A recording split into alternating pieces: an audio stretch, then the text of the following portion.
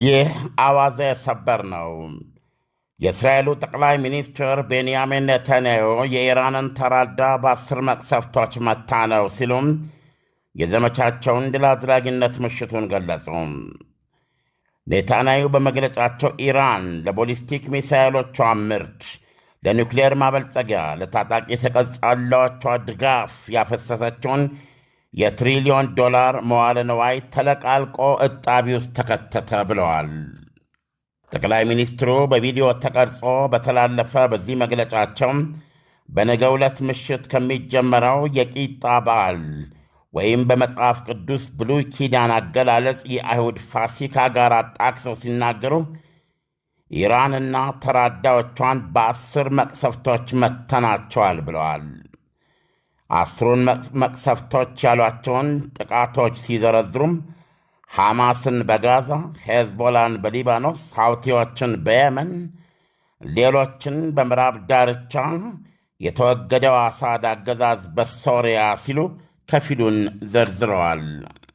ቀሪዎቹ 5ቱን መቅሰፍቶች ደግሞ ኢራን ላይ ያረፉ ናቸው። እሳቸው እንደሚሉት የኒውክሌር ፕሮግራሟ፣ ቦሊስቲክ ሚሳይሏ፣ መሠረተ ልማቷ፣ የሀገር ውስጥ ደህንነት ፖሊስና ከፍተኛ መሪዎቿ ብለዋል።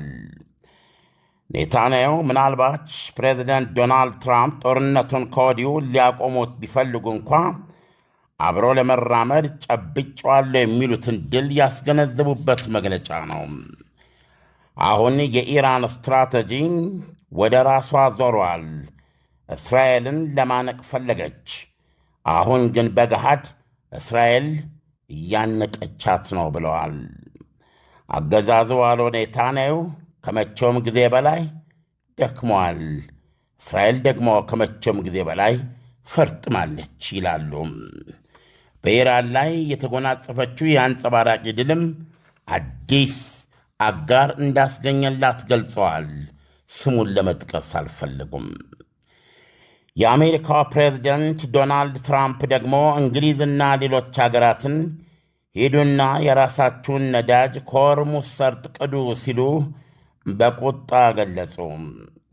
ትራምፕ አሜሪካ ብቻዋን እየተዋጋች ባለችበት ሰዓት እግራቸውን ጎተቱ፣ ከዱን ያሏቸውን የአውሮፓ ኔቶ ሀገራት በተለይም የአንግሎ ሳክሰን ልዩ ትስስርን የበጠሰው የጠቅላይ ሚኒስትር ኬመር እንግሊዝን በሰሉ ቃላቶች ተልትለዋል። ለራሳችሁ መዋጋት ምን እንደሆነ ተማሩ። አሜሪካ እናንተን ለመጠበቅ ከዚህ በኋላ አበሳዋን አታይም። ልክ እናንተ በአሜሪካ ክፉ ቀን ምላሻችሁ እንደሆናችሁት ብለዋል። ትሩዝ በተሰኘ ማኅበራዊ ገጻቸው መከላከያ ሚኒስትር ፔት ሄግሴት በበኩላቸው ከፔንታጎን በሰጡት መግለጫ መጪዎቹ ቀናት ወሳኝ ናቸው ብለዋል። አሜሪካ በቦምብ ነው የምትደራደረው ሲሉም አክለዋል። በውጊያው መስክ ደግሞ ኢራን ካሏት ግዙፍ የመድኃኒት ማምረቻዎቿ አንዱ የሆነው ሙሉ በሙሉ መውደሙን አስታውቃለች። ኩባንያ ቶፊቅ ዳሩ የምርምርና የምህንድስና ኩባንያ መሆኑ ታውቋል። እስራኤል ናት ያወደመችው ብላለች ኢራን። አይዴፍ እያጣራው ነው ብለዋል። ኢሳያስ፣ በርካታ ዜናዎች ናቸው ያሉት። በቁልፍነት ሊቀርቡ የሚችሉት አንዱ የኢራኑ ውጭ ጉዳይ ሚኒስትር አባስ አርጋቺ ለአልጀዚራ የሰጡት ቃለ ምልልስ ነው። አባስ አርጋቺ በቃለ ምልልሳቸው በአሜሪካንና በኢራን መካከል የመልእክት ልውውጥ ተደረገ እንጂ የተደረገ ድርድር የለም ብለዋል። እንደዚሁም ደግሞ የኢራን እስላማዊ አብዮት ዘብ ኮር መግለጫ አውጥቷል። ከነገ ሮብ ጀምሮ ይህ እስላማዊ ዘብ ኮሩ ከነገ ዕለት ጀምሮ በመካከለኛው ምስራቅ የሚገኙ የአሜሪካ የቴክኖሎጂና የፋይናንሻል ኩባንያዎች ላይ ጥቃት ማድረስ እንደሚጀምር አስታውቋል። የኢራን እስላማዊ አብዮታዊ ዘብ ኮር በአሜሪካ የቴክኖሎጂና የፋይናንስ ኩባንያዎች ላይ መካከለኛው ምስራቅ ውስጥ በሚገኙት ከነገ ጀምሮ ጥቃት እንደሚያካሄድ አስታውቋል። ምላሹንም ሲገልጽ አሜሪካና እስራኤል ተጣምረው እያካሄዱብን እየፈጸሙብን ላለው ጥቃት ድብደባ ነው ብለዋል።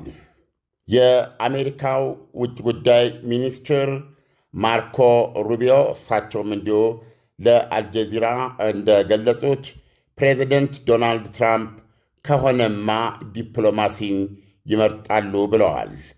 ነገር ግን አሉ ኢራንን ሲያስጠነቅቁ ሆርሙዝ ሰርጥ በከፊል ተዘግቶ መቆየት መራራ መዘዝ አለው ብለዋል።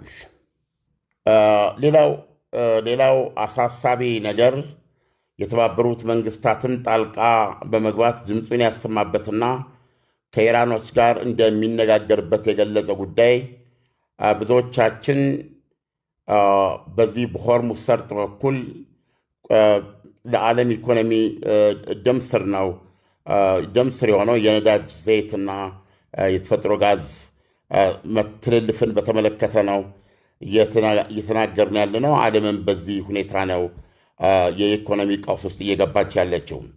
ከዚህ ያልተናነሰ ምናልባትም የባሰው ደግሞ ኢሳያስ ራሽያ የሰጠችው ማስጠንቀቂያ ነው። የተባበሩት መንግስታትም ከራሽያ ቀድሞ የሰጠው እግዚኦ ያለበት ጉዳይ ነው። ይሄው ምንድን ነው? የማዳበሪያ ነው። ኢሳያስ ማዳበሪያ ነው። ይህ ማዳበሪያ አሁን ወቅቱ ነው። ኢሳያስ በዚህ ሰዓት እህል ካልተዘራ ብዙ ሀገራት ወደ ረሃብ ነው የሚገቡት። ስለዚህ ይህ የማዳበሪያ ደግሞ የሚተላለፈው በዚሁ በሆርሙዝ ሰርጥ ነው። በዋነኛነት የማዳበሪያ ወደ ውጭ ላኪ ሀገር ራሽያ ናት። ስለዚህ ራሽያ ነች ይህን ያስጠነቀቀችው እና የራሽያ የብሔራዊ ደህንነት ምክር ቤት ምንድን ያለው ወደ ዓለም የምትልከውን የማዳበሪያ ምርቷን በግማሽ ቀንሶታል ብሏል። የሆርሙዝ ሰርጥ መዘጋት ይሄ ቀጥታ ከጉሮሮችን ጋር የሚገናኝ ነው ኢሳያስ። እና ይሄ ትልቁ የዓለም ላይ የረሃብ ቀውስ ሊያመጣ የሚችል ችግር ነው። የራሽያ ምክትል የዚህ የብሔራዊ ደህንነት ምክር ቤቱ ምክትል ጸሐፊ አሌክዛንደር ቬንዲክቶቭ ሲናገሩ ምንድን ያሉት? የራሽያ የብሔራዊ ደህንነት ምክር ቤት ምክትል ጸሐፊ አሌክዛንደር ቫንዲክቶቭ ሲናገሩ ይህ የማዳበሪያ ስርጭት መስተጓጎል በኤሽያ የሚዘሩበት ወቅት ነው።